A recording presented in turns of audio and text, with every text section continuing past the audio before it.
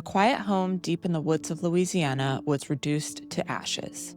Inside, the remains of a woman, beloved wife, stepmother, and former preschool teacher were discovered. The fire was intense, leaving little behind. Initially, it seemed like a tragic accident, but as investigators began sifting through the debris, they uncovered something that would change everything. What appeared to be a deadly house fire soon revealed a far more sinister truth. What really happened to Nanette Krentel? Hi, I'm Amanda, and this is Their Voice Matters, where we dig into true crime stories that deserve to be told with compassion, clarity, and care. My goal is to amplify the voices of those who can no longer speak for themselves, and to shine a light on cases that leave behind unsettling questions and unresolved mysteries. Nanette Krentel was born on July 26, 1967. She lived in rural Lacombe, Louisiana, which is about 50 minutes north of New Orleans, in a secluded home surrounded by nature, a peaceful retreat that she and her husband loved. She met Steve Krentel in 1994 when she applied for a job at a store he owned. At the time, Steve was married with a young son, Justin. Over time, Steve's previous marriage ended, and in 1995, he and Nanette were married. Steve's son Justin was about 2 years old when Nanette entered his life. She and Steve shared custody with Justin's mother, and according to Nanette's sister Kim, she embraced the role of stepmother with love and dedication. Nanette had worked as a preschool teacher, a job she adored, but she had since retired. Steve transitioned from business ownership to firefighting. He joined the local fire department in 1997 and eventually rose to the rank of fire chief. The couple built their home on a large private property where they lived with their beloved pets, a Chihuahua named Harley and 2 cats, Baby Kitty and Smokey. Nanette was known for her kindness, love of animals, and deep affection for children. Her friend Lori described her as having an electric personality. She was funny, full of life, and had a strong sense of integrity. Her father Dan recalled that she refused to tell a lie and always stood by what she believed was right. Nanette's peaceful life in rural Louisiana was shattered on Friday, July 14, 2017. The day started like any other, according to Steve. He and Nanette followed their usual morning routine. She laid out his clothes, packed his lunch, and walked him to his truck to say goodbye as he left for work. Around 8:10 a.m., Steve arrived to the fire station and settled into his day, unaware that life as he knew it was about to change forever. At approximately 2:30 p.m., Steve's cousin, who lived on a neighboring property, called with alarming news. His house was on fire. At first, Steve didn't believe it. It seemed impossible. But as reality set in, panic took over. Steve said he grabbed his phone, frantically dialing the house and Nanette's cell phone. Those calls went straight to voicemail. As Steve raced home, dread settled in. In the distance, thick black smoke curled into the sky, a sight that made his stomach drop. He clung to the hope that it wasn't the house that was on fire. Maybe it was just the trees. But the closer he got, the more that hope faded. By the time Steve and the firefighters arrived, the home was completely engulfed in flames. Desperate, Steve searched for any sign that Nanette had made it out alive. Maybe she had gone out to run an errand and was safe. He looked into the garage, hoping he wouldn't see their vehicles inside. But when the garage door fell, his worst fear was confirmed. All of their cars were in there. 2 firefighters approached him. He knew what they were going to tell him. Steve later said, quote, "I was in total, complete shock." Firefighters found Nanette inside the home, near her dog Harley. Their initial thought was that she had refused to get out of the burning house, staying behind to try to save her pets. By the time the fire was extinguished, the house was reduced to little more than a pile of rubble. The fire marshal arrived about 2 hours later to begin the investigation. That evening, Nanette's body was removed from what had been the master bathroom, where she was laying. The fire had burned her beyond recognition. DNA testing would later be needed to confirm her identity. In the aftermath of the fire, investigators brought in accelerant detection canines, which alerted to the presence of gasoline, both in the living room and the master bedroom. However, authorities could not determine whether the gasoline had already been inside the house or if it had been brought in intentionally to set the fire. Despite this uncertainty, the fire marshal concluded that the fire had been deliberately set. By Saturday night, just 1 day after the fire, the scene was released to the family. This decision immediately raised concerns for Nanette's loved ones. When they arrived at the property on Monday, July 17th, they were shocked that they could walk freely through what remained of the house. Her father, Dan Watson, was stunned. Quote, "No one's even investigated this." It quickly became clear that critical evidence had been overlooked. As they sifted through the debris, Nanette's family made a disturbing discovery. A gun had been left behind in the ashes. That weapon, an AR-style rifle, had gone completely unnoticed by investigators. Steve Krentel arranged for drone footage of the scene and even hired his own arson investigator, Rick Jones. Jones also found additional overlooked evidence, including a shotgun and the remains of Nanette's 2 cats. Shockingly, reports suggested that law enforcement had even left behind the DVR that recorded footage from the property's security cameras. Realizing the extent of what they had missed, St. Tammany Parish Sheriff's Office retook control of the scene and conducted a second search. This time, they made a crucial discovery: a .40 caliber Springfield handgun inside the home. According to her sister Kim, Nanette always kept this gun in her purse. She and Steve had matching ones. Sheriff Randy Smith later stated that detectives executed over 20 search warrants, interviewed more than 30 individuals, and reviewed security footage from multiple locations in an effort to piece together what happened. Unfortunately, much of the physical evidence had been destroyed in the fire. St. Tammany Parish Sheriff's Captain Scott Lee said, quote, "Ultimately, a lot of things which under normal circumstances would have been collected as evidence were completely destroyed or lost." The day after the fire, Nanette's body was sent to the St. Tammany Parish Coroner's Office for an autopsy. Given the circumstances, many assumed the cause of death would be smoke inhalation. Perhaps she had tried to save her pets and succumbed to the toxic fumes before escaping. As family and friends gathered for her memorial service on July 21st, they were blindsided by a devastating revelation, one that didn't even come from law enforcement. Instead, the media broke the news first, publishing the findings of the coroner's report. The sheriff later apologized for failing to inform the family before the information became public. Dr. Charles Preston, the coroner, had made a startling discovery.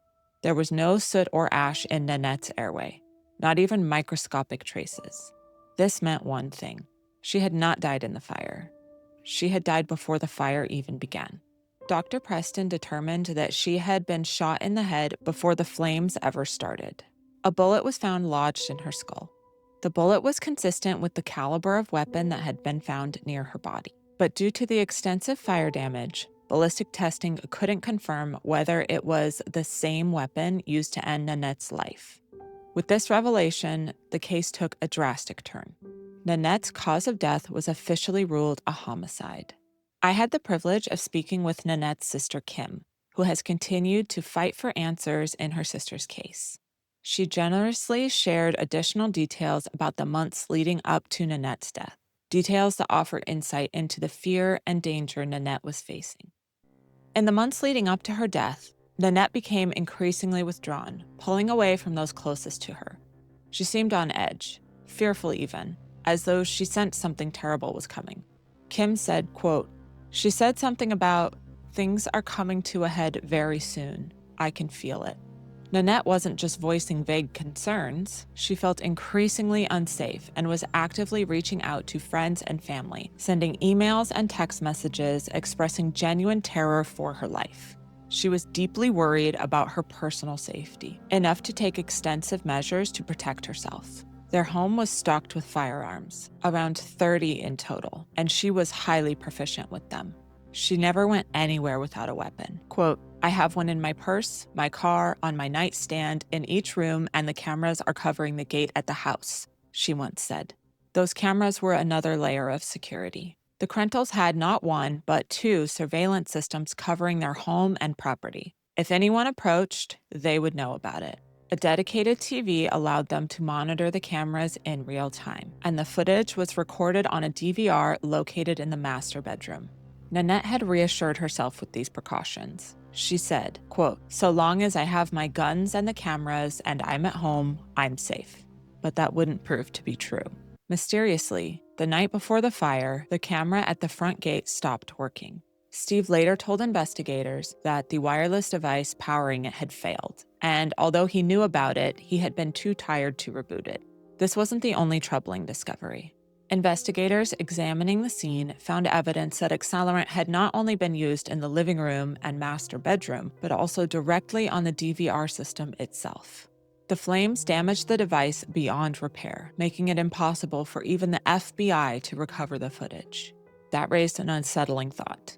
Someone would have had to know exactly where that system was and how crucial it would be to erasing potential evidence. There were other warning signs that something was going on. According to Kim, Nanette found both a cigarette butt and a knife on the property in the weeks before her death, something that understandably heightened her fears. Neither she nor Steve smoked, and no one else besides them and Steve's cousin who lived nearby had access to the property. Kim also stated that when Nanette found these items, Steve dismissed her concerns and wanted her to give the items to him, but she refused. Instead, she hid them. Unfortunately, we don't know exactly where she put them, but in all likelihood, they burned in the house. Then, in the weeks leading up to her death, a transformer went out twice in less than a month. When Nanette asked the repair worker about it, she was told it wasn't an accident, that it had been deliberately tampered with. Piece by piece, these incidents seemed to fuel Nanette's growing fear. It seems she truly had sensed the danger lurking around her. If Nanette's story resonates with you, please take a quick moment to support this channel by liking and subscribing or following. Your engagement helps stories like hers reach more people, keeping these cases active and visible. The investigation into Nanette Krentel's death quickly became a matter of contention, with conflicting conclusions about the cause of her death. On the same day the coroner issued his ruling, Sheriff Smith expressed doubt, saying, quote, "At this time, the sheriff's office investigation does not necessarily support the coroner's conclusion in this case." However, he walked back on his skepticism the following day, clarifying that the investigation would continue as a homicide. Despite this, some investigators remained steadfast in their belief that Nanette's death was of her own doing. Those who supported this theory pointed to the fact that Nanette was shot on the right side of her head at an angle that some believed could be self-inflicted. Dr. Thomas Bennett, a forensic pathologist who reviewed the case, conceded that this angle might support the possibility of a self-inflicted wound. However, he was quick to point out that this was the only piece of evidence that could be interpreted that way. All other evidence appeared to contradict this theory and instead pointed toward foul play. Nanette's family was frustrated by the emphasis on this theory, feeling that it diverted attention from other crucial leads. They were particularly upset that investigators, believing that Nanette was responsible for her own death, may have caused them to overlook or miss critical evidence that could point to a potential suspect. The family, determined to uncover the truth, arranged for an independent autopsy performed by forensic pathologist Dr. Thomas Bennett. His analysis aligned with Dr. Preston's. Nanette had died before the fire even started. Dr. Bennett clarified that, quote, "Death is not instantaneous, it's a process." To understand the significance of his findings, it's important to consider this information carefully. After breathing stops, circulation can persist for several minutes because the heart continues to beat even after brain death. It has its own electrical conduction system, separate from the brain, which allows it to beat autonomously for a short period of time. Dr. Bennett emphasized that if Nanette had taken even a couple of breaths during the fire, microscopic evidence of soot or gases produced by the flames would be in her airway. None were found. Additionally, the lack of blistering on her skin indicated that she was deceased before the fire reached her. When intense heat comes into contact with the skin of a living or recently deceased person, fluid beneath the skin expands and causes separation between the layers of skin. This is what creates a blister. But if someone has been dead for a longer period of time and they no longer have circulation, this process doesn't occur. There was also minimal blood present at the scene, despite her gunshot wound. Typically, this injury results in significant blood loss. Investigators found no evidence of a substantial pool of blood, even accounting for the fire damage. When questioned about the possibility of Nanette setting the fire herself and then immediately ending her own life, as some law enforcement believe, Dr. Bennett unequivocally stated, quote, "She couldn't have done that. Even 2 breaths during the fire would have left evidence." This leads to a critical question. Was Nanette killed elsewhere and then moved to the bathroom where her body was discovered before the fire? Following the ruling of Nanette's death as a homicide, suspicions grew within her family that foul play with someone close to her was involved. When her sister Kim received the devastating call from their father about Nanette's death, her immediate reaction was, they killed her. As with most homicide investigations, investigators began turning their attention onto those closest to Nanette. In any suspicious death, it's standard practice to first look at the family and those within the victim's immediate circle. And in Nanette's case, there were a few people who raised serious concerns. Justin Krentel. Despite having been in Justin's life since he was a toddler, Nanette had expressed concerns about him, describing him as having a volatile temperament. She confided in family and friends that she was uncomfortable being alone with Justin and felt uneasy about his interest in firearms, believing he wasn't mature enough for the responsibility. Because of these concerns, Nanette insisted that Justin not come to the house unless Steve was present. Steve, however, downplayed the tension, claiming any issues between Nanette and Justin were typical parent-child disagreements. Justin had recently gotten married, and Nanette had participated in the wedding by joining him in the mother-son dance. But this gesture didn't necessarily negate her fear of him. Ultimately, despite the concerns, Justin was confirmed to have a solid alibi. He was hundreds of miles away in Virginia at the time of Nanette's death. Brian Krentel. Another figure Nanette feared was Steve's brother Brian.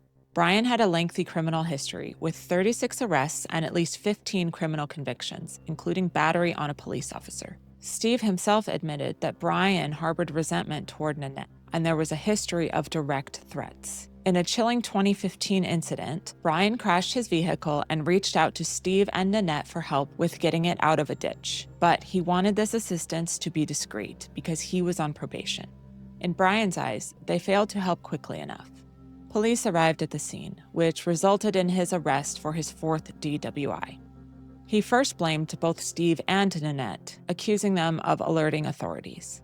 But later, he specifically targeted Nanette, sending threats from prison, including explicit plans to essay her, murder both her and Steve, and burn down their house. Despite Nanette's pleas to authorities, Brian was released from prison in September 2016 under house arrest with a GPS ankle monitor meant to alert authorities if he came close to the Krentel home. This made Nanette feel at ease.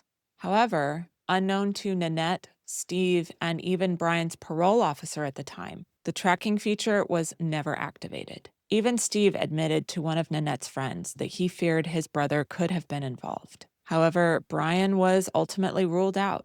Security footage confirmed he was at his parents' home during the time of the fire. Steve Krentel. While both Justin and Brian raised concerns, neither was placed at the scene the day Nanette died. But suspicion continued to linger much closer to home, on Nanette's husband, Steve. In suspicious deaths, the spouse is often the first to be scrutinized, and Nanette's case was no different. Adding to that scrutiny were serious marital issues. Nanette had discovered that Steve was having an affair with a woman from the fire station. While Steve claimed that they were working through it, others believed Nanette was seriously considering leaving him. Behind the scenes, Nanette was also losing trust in Steve for other reasons. According to her sister Kim, who shared her recollections with me directly, Nanette had repeatedly told family members that she no longer felt protected by him, particularly when it came to his brother Brian. After Brian's release from prison, Nanette described unsettling encounters at Steve's parents' house, including Brian making veiled threats in her presence. According to Kim, Nanette described one instance where Brian reportedly looked at a bird outside from a window and made a chilling comment along the lines of, "People like that bird need to be permanently quieted," while looking directly at Nanette. She also told family that during a disturbing exchange at Steve's parents' house, Brian tried to take her beloved dog Harley from her, and that Harley, sensing a threat, became so scared that he urinated on her. Despite her clear fear, Steve allegedly attempted to bring Nanette back to his parents' home under the guise of a camping trip, deepening her sense of betrayal. She later told Steve that if he didn't start protecting her, she was going to kick him out of the house. Family members encouraged her to come stay with them, but at the time, she wasn't ready to leave. However, according to Kim, she had mentioned divorce to her father more than once in the months leading up to her death. Steve was the fire chief at the time, and investigators confirmed that he was at the fire station for much of the day. Multiple witnesses placed him there consistently. He left briefly to have lunch with colleagues, but returned to the station shortly afterward and remained there until he received the alarming call about the fire. Steve rushed to the scene immediately upon receiving the call. According to reports, he fully cooperated with authorities, even volunteering to take a polygraph to help clear his name so the investigators could focus elsewhere. Still, troubling questions remained. The night before the fire, the security camera covering the property's entrance mysteriously went offline, a malfunction Steve later admitted he knew about but hadn't addressed. Evidence also showed that accelerant had been placed not only around the home, but directly on the DVR system that stored the security footage, raising concerns about insider knowledge about the home's surveillance setup. 2 months after Nanette's death, in September 2017, the St. Tammany Sheriff's Office publicly cleared Steve.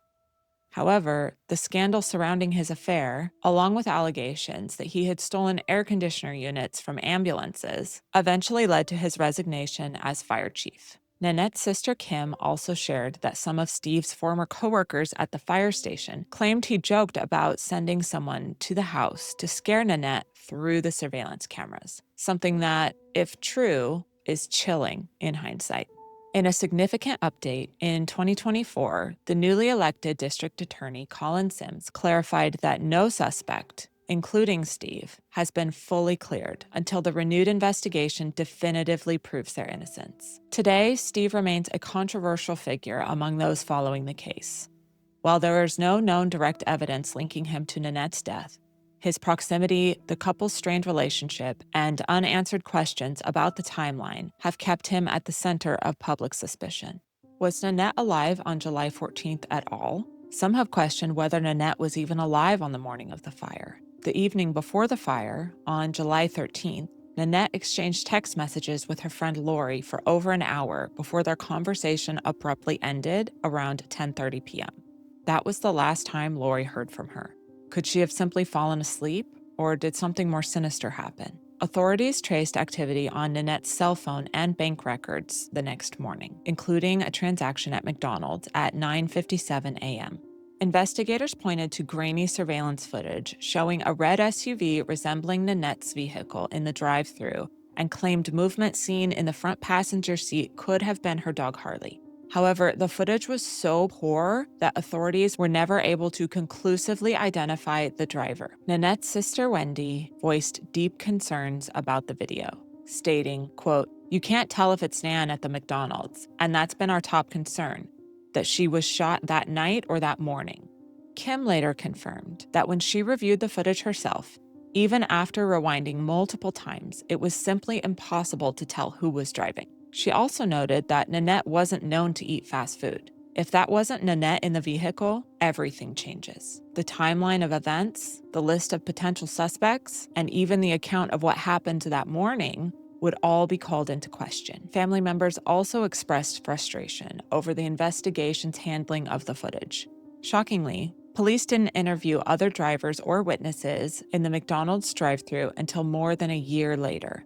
Adding to the confusion, a call was placed from Nanette's phone at 10:03 a.m. to a Kmart pharmacy about a prescription.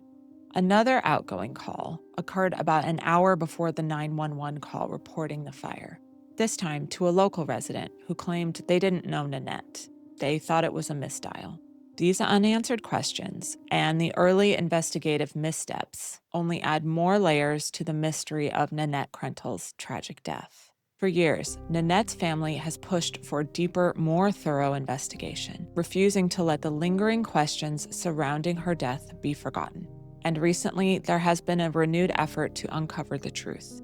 In 2024, a significant development emerged in the ongoing investigation into Nanette Krentel's tragic death.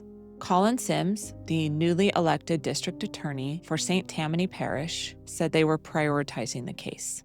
Sims and his team have undertaken a comprehensive review, amassing hundreds of gigabytes of data, including subpoenas, search warrants, videos, audio recordings, and phone records. They are re-examining all the potential suspects, including individuals previously considered. Sims said, quote, "This office is not clearing anyone until we have information that is 100% definitive that a person could not have done something." Family members, particularly Nanette's sisters, have expressed cautious optimism about the renewed efforts. They continue to seek closure and justice for Nanette, whose untimely death has left a huge void in their lives. The family's enduring hope is that the renewed investigation will finally unveil the truth and hold the responsible parties accountable. From the moment Nanette's life was tragically taken, her loved ones have passionately vowed to seek justice. Her sister Kim addressed the unknown perpetrator directly, saying, "To the person who killed her, you have no idea what you've taken from this world. We're not going to give up, and I hope you're haunted every day by this." Nanette's close friend Lori expressed determination from the very beginning. "I do this because she was one of the best people that I have ever known, and I know that if the roles were reversed in something like this that happened to me, she would be like a dog with a bone and would not let go. And I'm trying to honor her in doing the same." Nanette's father, Dan, echoed this urgency and intensity through messages he shared online. "There is a cold-blooded killer in our midst, and that should concern every citizen of St. Tammany Parish. This monster has shown a complete and total disregard for human life." Sadly, Dan, who tirelessly urged authorities to uncover the truth behind his daughter's death, passed away in 2021 without witnessing justice for Nanette. His memory lives on through his family's ongoing pursuit of answers and accountability. Nanette Krentel was a devoted friend, loving sister, and caring daughter whose life ended in tragedy, leaving behind deep wounds for those who cherished her. The unanswered questions surrounding her death have haunted her family and friends and have unsettled an entire community. Even after years of searching for answers, Nanette's loved ones refuse to give up hope. Today, her family continues their relentless pursuit of truth and justice, driven by her memory and the belief that someone, somewhere, holds the key to solving her case.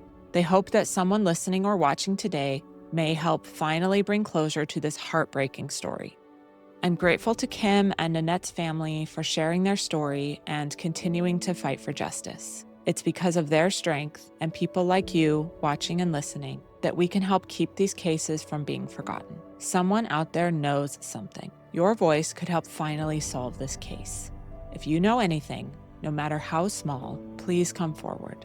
Contact Crime Stoppers at 504-822-1111 or reach out to the Justice for Nanette Facebook page. Your information could be the missing piece that finally brings justice and peace to Nanette's family. Thank you so much for joining me in amplifying Nanette's voice. If you're moved by this story and would like to hear more cases told with care, please take a moment to like, subscribe, follow, leave a rating or review if you're listening on podcast, share this episode, and join the conversation in the comments. Your voice matters too, and it can truly make a difference. If you found Nanette's story compelling and want to hear about another mysterious unsolved death, I recommend checking out my coverage of Noah Pressgrove's case.